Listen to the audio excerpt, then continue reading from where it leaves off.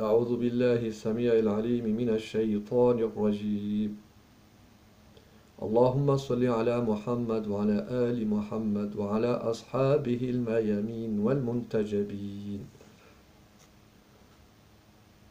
ما زلنا في موضوع الإمامة امتداد للنبوة،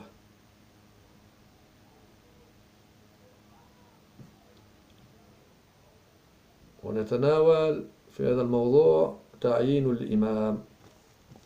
Donc nous sommes toujours dans le même sujet intitulé l'imama est le prolongement de la prophétie. Et le sujet que nous allons traiter aujourd'hui, c'est la désignation de l'imam. Quand on parle de désignation de l'imam, qui veut dire le calife qui succédera au prophète. تعيين الإمام، إذا عرفنا هذا كله ندرك شيئا آخر، وهو أن الله عز وجل بيده تعيين الإمام، وبذلك تكون الإمامة تعيين إلهي، ووظيفة الرسول هي بيان ذلك التعيين الناس. ولذا فقد أمر الله عز وجل نبيه الخاتم صلى الله عليه وسلم أن يبلغ الناس يوم غدير الخم في حجة الوداع بتنصيب أمير المؤمنين عليه السلام خليفة وإماما من بعده، فقال سبحانه: يا أيها الرسول بلغ ما أنزل إليك من ربك وإن لم تفعل فما بلغت رسالته. سورة المائدة الآية 67. وبعد هذا البلاغ نزل قوله تعالى: اليوم أكملت لكم دينكم وأتممت عليكم نعمتي ورضيت لكم الإسلام دينا. سورة المائدة الآية 3. فكان كمال الدين وتمام النعمة بولاية أمير المؤمنين عليه السلام الصادرة من الله عز وجل، وهذا ما أكده رسول الله صلى الله عليه وسلم لما جاءه رجل من بني عامر يريد الإسلام، فقال لرسول الله صلى الله عليه وسلم: أرأيت إن بايعناك على أمرك ثم أظهرك الله على من خالفك أيكون لنا الأمر من بعدك؟ قال: الأمر إلى الله يضعه حيث يشاء. المصدر بحار الأنوار. وقد صرح النبي صلى الله عليه وسلم غير مرة بأمر الإمامة والخلافة، وذلك في بعض أحاديثه وعند تفسيره لبعض الآيات، ومنها قوله تعالى: يا أيها الذين آمنوا أطيعوا الله وأطيعوا الرسول وأولي الأمر منكم. يا أيها الذين آمنوا أطيعوا الله وأطيعوا الرسول وأولي الأمر منكم. سورة النساء الآية 59.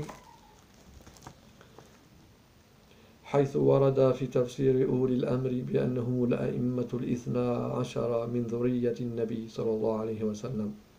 ففي الرواية عن جابر الأنصاري قال: سألت النبي صلى الله عليه وسلم عن قوله: يا أيها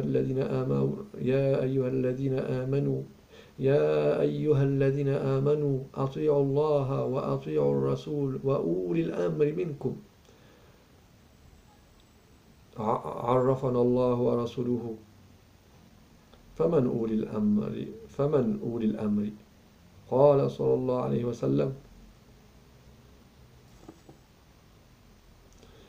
هم خلفائي يا جابر، وأئمة المسلمين بعدي، أولهم علي بن أبي طالب عليه السلام، ثم الحسن، ثم الحسين، ثم علي بن الحسين، ثم محمد بن علي المعروف في التوراة بالباقر. وستدركه يا جابر، فإذا لقيته فأقرئه مني السلام. ثم الصادق جعفر بن محمد، ثم موسى بن جعفر، ثم علي بن موسى، ثم محمد بن علي، ثم علي بن محمد، ثم الحسن بن علي، ثم سمي وكني حجة الله في أرضه وبقيته في عباده بن الحسن بن علي الذي يفتح الله على يده مشارق الأرض ومغاربها. ذاك الذي يغيب عن شيعته غيبة لا يثبت على القول في إمامته إلا من امتحن الله قلبه بالإيمان. بحار الأنوار. ونضيف إلى هذه الرواية روايات كثيرة أخرى، منها حديث الثقلين. ففي الرواية عن رسول الله صلى الله عليه وسلم: إني تارك فيكم الثقلين ما إن تمسكتم بهما لن تضلوا بعدي، كتاب الله وعترتي أهل بيتي، وإنهما لن يفترقا حتى يردا علي الحوض. فهذه الرواية واضحة وصريحة من قوله تمسكتم بهما، بأن الرجوع إلى القرآن وإلى أهل البيت هو الضامن لاستمرار الإنسان في خط الهداية، أما الرجوع إلى أحدهما فغير كاف.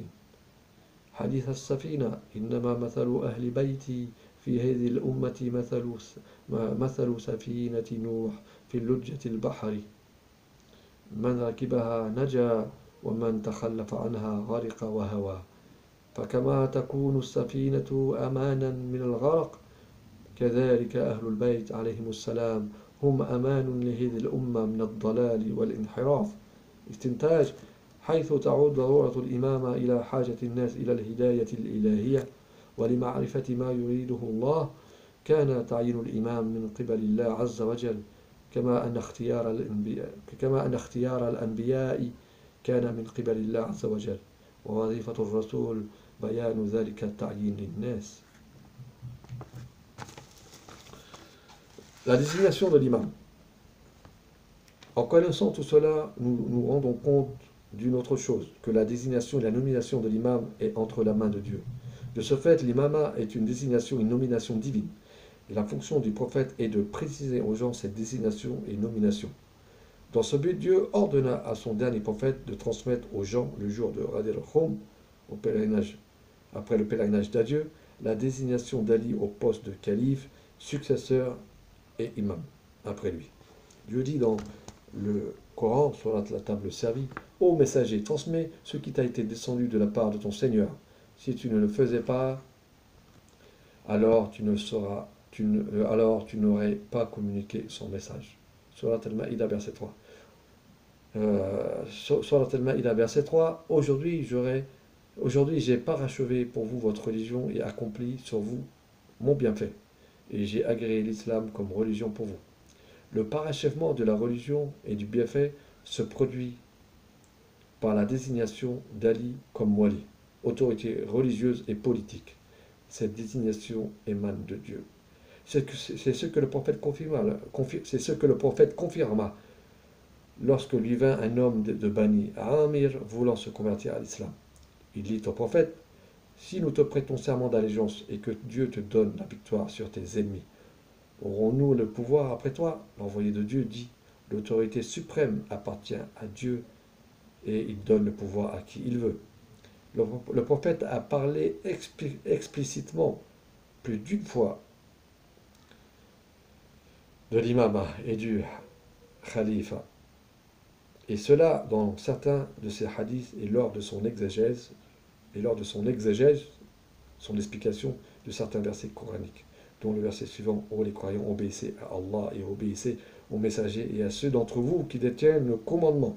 Surat les femmes, verset 59. Il est rapporté dans l'exégèse ou le commentaire de Ulil Amr: ceux d'entre vous qui détiennent le commandement, ce sont les 12 imams de la progéniture du prophète. Dans le récit suivant, d'après Jabir al-Ansari, qui dit: j'ai interrogé le prophète au sujet de ce verset, ceux d'entre vous qui détiennent le commandement, nous connaissons Dieu et son messager. Qui sont ceux qui détiennent le commandement, dit-il.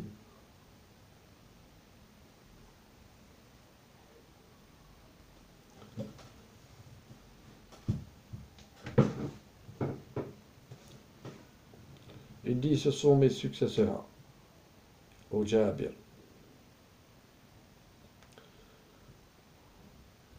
Ici, il dit: ce sont nos successeurs, au Jabir. Et les imams, les musulmans, après moi. Le premier d'eux est Ali, fils d'Abi Talib.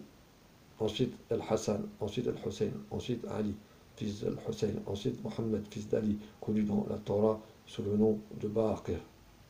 Et celui qui font les sciences, Al-Baqir. Tu le rencontreras de ton vivant, et quand tu le rencontreras, transmets-lui mon salut. Puis le véridique, Ja'far, fils de Mohammed, puis Moussa, fils de Ja'far, puis Ali, fils de Moussa, puis Mohammed, fils de Ali, puis Hassan, fils de Ali, puis celui qui portera mon nom, Mohammed, et mon surnom. La preuve de Dieu sur la terre, et son nombre dans sa création. Le fils de Hassan, fils de Ali, celui à qui Dieu accorda la conquête des Orients et des Occidents, il disparaîtra devant ses partisans pendant une occultation pendant laquelle seuls ils continueront à affirmer son imama, ceux dont le cœur a été éprouvé par Dieu. Bihar al-Anwar, c'est la source. Nous ajoutons à ce récit d'autres nombreux récits, dont Hadith al-Thaqalayn, le hadith des deux choses d'autorité inestimable. Certes, je vous ai laissé deux choses d'autorité inestimable. Si vous vous accrochez à elles, vous ne vous égarez pas après moi du droit chemin, le livre de Dieu et ma descendance, les gens de ma demeure. Elles ne se sépareront pas jusqu'à ce qu'elles me reviennent à la fontaine du Kawthar. La source est Bihar al-Anwar. Ce récit, ce hadith est clair et explicite. Le prophète veut dire par accrochez-vous à elle de se référer au Coran et aux gens de sa demeure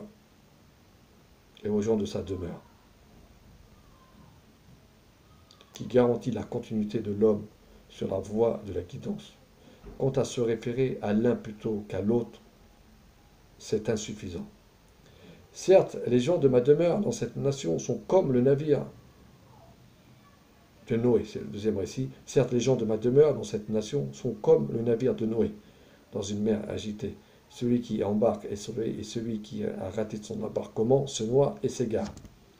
De même que le navire est une sécurité contre la noyade, également les gens de la demeure du prophète sont une sécurité pour la nation de l'égarement et de la déviation. Conclusion, il est nécessaire que les gens ont besoin d'un imam pour être guidés dans le droit chemin et pour connaître ce que Dieu veut d'eux, ce que Dieu attend d'eux. La désignation et la nomination par Dieu de l'imam est comme l'élection des prophètes par Dieu. Et la fonction du prophète, c'est de préciser et d'expliquer cette désignation aux gens. Barakallahu fiikum ala husni mutaba'atikum wa isra'ikum wa ad'ukum insha'Allah ila halqatin jadida fi mawdi'in akhar. insha'Allah موضوعنا يكون إن شاء الله في أصول الدين كذلك ومعنون برحلة الآخرة. Donc le prochain sujet sera le voyage vers l'au-delà. Assalamu alaikum wa rahmatullahi wa barakatuh.